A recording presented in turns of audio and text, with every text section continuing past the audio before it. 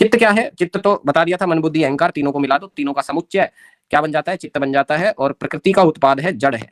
चित्त क्या है? जड़ है, ध्यान रखिएगा। जड़ और प्रकृति का मतलब समझते हो? प्रकृति जो है वो 3 गुणों से बनी होती है, त्रिगुणात्मक होती है, सतरजतम से बनी होती है और जड़ होती है। आत्मा जो है वो चेतन होती है, ठीक है। आत्मा या पुरुष ये चेतन होता है, यह पुरुष चेतन नहीं है, पर पुरुष के संसर्ग से चेतन सा प्रतीत होता है। हाँ, चित्त की बात कर रहा है कि चित्त जो है ना वो चेतन नहीं है, पुरुष अलग है, आत्मा अलग है और चित्त अलग है, ठीक है जी। तो मन क्या है? मन क्या है? लो भाई, ये बात भी तो इंपॉर्टेंट है, लोगों को पता ही नहीं होगा। मैं आप लोगों का टेस्ट नहीं ले रहा हूँ क्योंकि मुझे पता है कि बेसिक कमजोर है लोगों का, ठीक है। इसलिए हमारे से नहीं पूछेंगे कि मन क्या है, बुद्धि क्या है, अहंकार क्या है।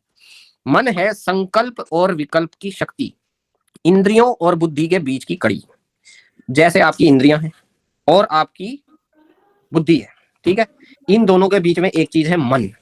तो आप लोगों ने अक्सर देखा होगा कि आप लोगों की इंद्रियां कई बार कंफ्यूज हो जाती हैं, मन की सुनूं कि बुद्धि की सुनूं, ये करूं कि ये करूं, है जी। तो मन कहता है कि घूमने चल, होली मना, ऐश कर, पिचकारी चलाओ और जो है रंगों से खेलो, सफेद कुर्ता खरीदो, उसको जो है रगड़ रगड़ के एकदम अलग अलग डिफरेंट कलर का बना दो, रील बनाओ, ऐश करो, भांग पियो, ठीक है। ये हो गया मन। ओके। बुद्धि क्या कहती है? नहीं नहीं नहीं नहीं, सफेद कपड़े खराब करने के होते हैं, कोई डार्क कलर ले लो, ठीक है। फिर बुद्धि क्या कहती है? अरे यार, जब रंग लगेगा तो पिंपल हो जाएंगे, स्किन के लिए अच्छा नहीं होता है, मत करो। होली सेलिब्रेट करनी है तो घर पे अच्छा खाना बनाओ, सेलिब्रेट करो, घर वालों के साथ बैठो, बातें करो, डीजे करो, डांस करो, है जी। कीचड़ में क्यों नहाना है और क्यों किसी को कीचड़ में डालना है, समझ गए। और भांग तो बिल्कुल नहीं पीनी, उसको पीने के बाद तो कुछ होश ही नहीं रहता है कि नहीं। तो ये कहती है बुद्धि।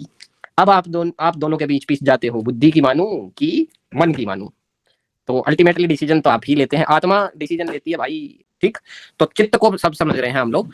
2 बातें हम लोग पहले समझ चुके हैं। नंबर 1 आत्मा, ठीक है, एक आत्मा होती है, ठीक है, इसको पुरुष भी कहते हैं, क्लियर हो गया। इसके बाद दूसरी साइड अपने पास क्या था जी? प्रकृति, ठीक है, मूल प्रकृति जिसको बोलते हैं। प्रकृति है जड़। जड़ मतलब ये नहीं सोच सकती, इसके पास सोचने वोचने का कोई सिस्टम नहीं है, इसमें कोई हलचल ही नहीं आएगी, इसमें कुछ भी चेंज नहीं हो सकता, क्लियर। जब ये आत्मा के संपर्क में या पुरुष के संपर्क में आएगी तभी जाके इसमें परिवर्तन संभव है, तभी जाके इसमें सारे चेंजेस होंगे। जैसे फॉर एग्जांपल आपके पास तार है, ठीक है जी, तार है, तार आप दोनों साइड से कटी हुई है, हाथ लगाओ, करंट लगेगा? लगेगा? नहीं लग रहा। अब इसको घुसाओ प्लग में एक साइड से, अब बताओ करंट लगेगा जी? लगेगा। एंड में भी लगेगा, बीच से काटोगे तो बीच में करंट लगेगा, तार के बीच में भी लगेगा। अब मतलब वो जितनी लंबी तार है सारी में करंट आ गया।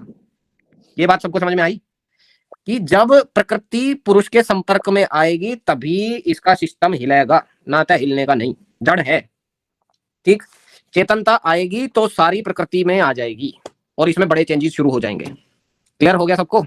जैसे ऐसे ही आपका शरीर जो है ना, पूरा शरीर जड़ है, इसके अंदर चेतन तत्व क्या है? आत्मा। आत्मा निकली और ये चेतनता हो गई 0, ये हो गया खत्म। अब इसमें कोई करंट ना रह गया, 2 मिनट में ये गल फिर के खत्म हो जाएगा।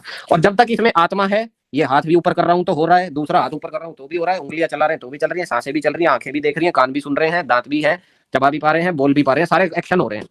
एक आत्मा को निकाल दो बस इसमें से, शरीर में से एक आत्मा निकली, ना तो आंख देखेंगी फिर, ना कान सुनेंगे, ना मुंह बोलेगा, ना जीबान हिलेगी, ना पेट में कुछ पचेगा। बात समझ में आई? ठीक। तो सबसे पहले तो हमने आत्मा और प्रकृति को, जड़ को समझा। अब ये बताओ प्रकृति से क्या बना रिजल्ट? जब इसमें पुरुष का आगमन हो गया, इसके टच में आ गया, तो क्या बना? बुद्धि। बुद्धि। महत। महत। महत। बुद्धि। अहंकार। चित्त। मन। फिर सात्विक, राजसिक, तामसिक। फिर यहाँ पर पंच महाभूत, पंच तन्मात्राएं, पंच महाभूत। फिर आपका जो है अहंकार 3 टाइप का हो गया, क्या बोलते हैं? सात्विक, राजसिक और तामसिक, ठीक है। तो मन भी देखो बाद में बन रहा है, क्लियर। आपकी अहंकार भी बाद में आ रहा है, आपकी जो क्या कहते हैं बुद्धि भी बाद में ही आ रही है। सबसे पहले तो प्रकृति है ना, ये सारे के सारे किससे बने हुए हैं? प्रकृति से बने हुए हैं, क्लियर हो गया सबको। आत्मा बिल्कुल अलग है और बाकी सारी चीजें प्रकृति से बनी हुई है, सब जड़ है, ठीक है।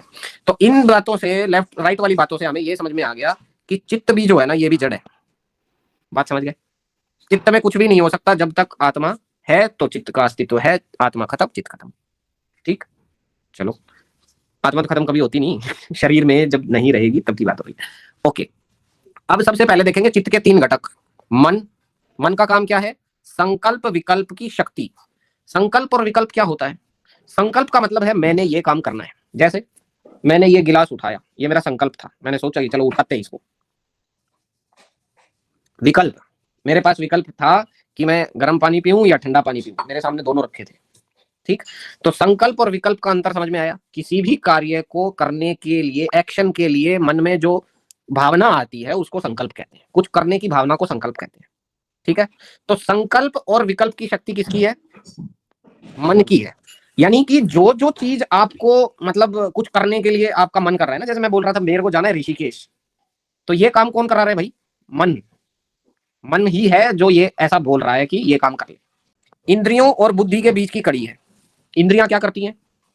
इंद्रियां एक्शन लेती हैं। बिना इंद्रियों के हम कोई कार्य नहीं कर पाएंगे। तो पहले 2 चीजों को आपने समझा। नंबर 1, कार्य करने के लिए संकल्प चाहिए।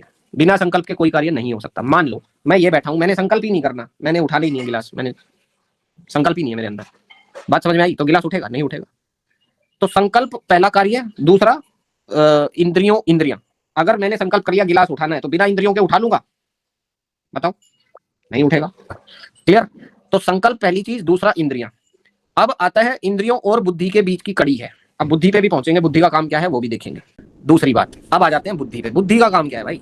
बुद्धि का काम, इंटेलेक्ट का काम है निर्णय करना और विवेक की शक्ति। निर्णय और विवेक 2 चीजें होगी।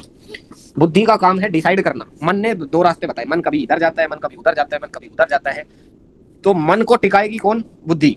कौन टिकाएगी भाई मन को? बुद्धि टिकाएगी।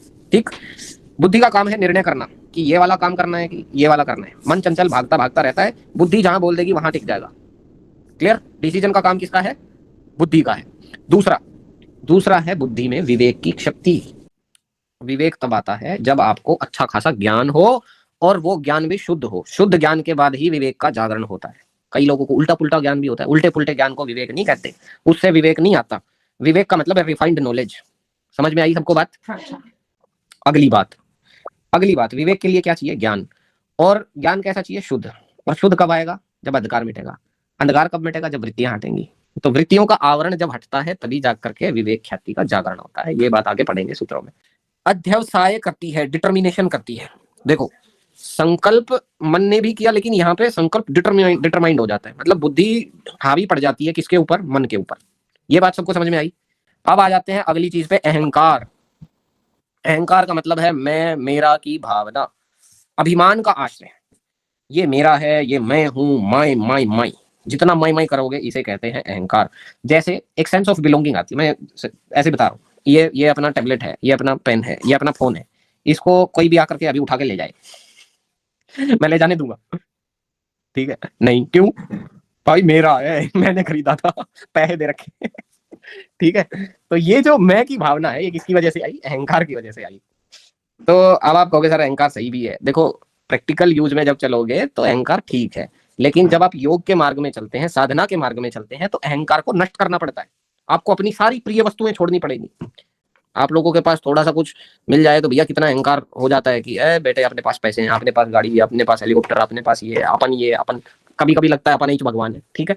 तो ये भावना आ जाती है लोगों के भीतर। लेकिन तो जितने भी योगी लोग हैं, जितने भी सन्यासी हैं, सब लोगों ने मैं को छोड़ा और आज भी मैं को छोड़ते हैं। उन्हें भोजन मिल जाए तो मेरा नहीं करते। आस पास में कोई भूखा व्यक्ति दिखाई देगा, पहले उसको देंगे। खुद भूखे रह जाएंगे, नहीं खाएंगे, दूसरे को पहले देंगे। आप लोगों ने कभी ऐसे सन्यासी देखे हैं? सिर्फ खाना ही नहीं, और चीजें भी, सुख सुविधाएं भी, कुछ भी हो तो पहले सोचते हैं कि दूसरों को पहले मिल जाए, बाद में हमें मिल जाए, कोई दिक्कत नहीं है। ठीक? तो मैं तत्व को छोड़ना होता है। मैं और मेरा की भावना से उठना होता है। मैं मेरा कुछ नहीं है, सब कुछ उस भगवान का है। जो कुछ दिया प्रभु ने दिया, प्रभु की ही लीला है, हमारा तो कुछ है ही नहीं। ये भोजन दे रहा है तो भी भगवान दे रहा है, मैंने नहीं बनाया, भगवान ने बनाया। ठीक? तो और जितना भी ये कपड़े हैं तो ये मेरे नहीं है, भगवान के हैं, भगवान ने दिए, भगवान की व्यवस्था है। हर चीज में ये भावना कि सब कुछ भगवान का दिया हुआ है। तो मैं मेरा का जो अभिमान है, ये जो भावना आती है अहंकार के कारण आती है, इसको भी हमने त्यागना है। ठीक? क्लियर हो गया? तो 3 चीजों का अंतर हम लोगों ने समझा, अहंकार, बुद्धि और मन। चित्त के गुण धर्म सांख्य दर्शन के अनुसार, क्योंकि कल भी मैंने आपको एक बात बताई थी कि सांख्य और योग दर्शन दोनों में बहुत सारी सिमिलैरिटी है। इसलिए जो सांख्य मानता है योग भी वही चीजों को मानता है। क्लियर? ओके। तो चित्त के गुण धर्म बताए गए हैं कि चित्त का काम मतलब गुण और धर्म क्या है। सत रज और तम के उपचय अपचय से चित्त की अवस्था बदलती रहती है। उपचय अपचय का मतलब समझते हो? ट्रांसफॉर्मेशंस, यानी कि कभी सत ज्यादा होता है, कभी रज ज्यादा होता है, कभी तम ज्यादा होता है। तो सत रज तम जो प्रकृति के तीन गुण हैं, उन तीनों गुणों में फेरबदल चलता रहता है। उस फेरबदल की वजह से चित्त की भी अवस्था जो है वो बदलती रहती है। बात सबको समझ में आई? आपके चित्त में आज कुछ है, कल कुछ और होगा। क्यों? क्योंकि अवस्थाएं हमेशा सतरजतम की बदलती रहती हैं। तो ये है चित्त का गुणधर्म। दूसरा क्या है? सत्व की वृद्धि। हमें क्या करना है? अपने चित्त में सत्व, सत्व जो है तीन हो गए ना, सतरजतम, सत की वृद्धि करनी है। सत कैसा होता है? प्रकाश उसका गुण है, विवेक उसका गुण है, शांति उसका गुण है। यानी कि जिन लोगों के हृदय में शांति है, प्रकाश है, बुद्धि में विवेक है उनके पास, तो ऐसे लोगों में सत्व बढ़ा हुआ है। तो हमें भी अपने शरीर में सत्व की वृद्धि करनी है। इसीलिए हमें सात्विक आहार भी करना है, सात्विक आचरण करना है, सात्विक व्यवहार करना है, जितना सत हो सकता है वो सब धारण करना है। कैसे आएगा सत्व? कैसे बढ़ेगा? सत्व को बढ़ाने के तरीके क्या हैं? यम नियम, यम नियम का पालन करोगे सत्व बढ़ेगा। क्लियर? ओके। अब चलते हैं रज। रजोगुण चंचलता का प्रतीक है, सब लोग जानते हैं। और तम जो है वो जड़ता का प्रतीक है। रज माने ट्रांसफॉर्मेशन जो भी चल रही है ना, ये सत रज और तम, ये भी रजोगुण के कारण ही हो रही है। ठीक है? और तम, तम का मतलब होता है जड़ता, अंधकार, जड़, कुछ भी नहीं। जैसे जिन लोगों में तमोगुण ज्यादा होता है वो लोग हिलना डुलना पसंद नहीं करेंगे। तम का मतलब है कि कोई चेंज ना हो। ठीक है? रज का मतलब है जल्दी जल्दी चेंज हो। सत्व का मतलब है चेंज हो लेकिन पॉजिटिव चेंज हो। क्लियर? समझ में आया सबको?